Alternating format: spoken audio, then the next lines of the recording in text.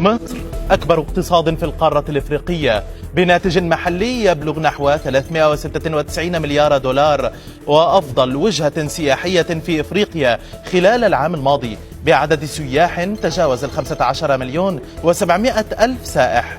أم الدنيا جاءت في المركز الأول كأكبر وجهة لجذب الاستثمارات في القارة السمراء للعام الثالث على التوالي باستثمارات أجنبية مباشرة تجاوز 46 مليار دولار.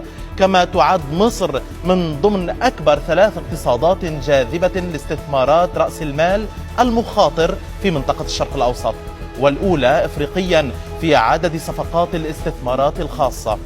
مصر بدأت العام 2025 بأفضل نمو للقطاع الخاص في 4 سنوات بدعم من وقف إطلاق النار في غزة وعودة الحياة لقناة السويس، لكنها تواجه سلسلة من المخاطر المرتبطة بعودة ارتفاع التضخم نتيجة الحرب التجارية والمخاوف من فشل الهدنة في قطاع غزة.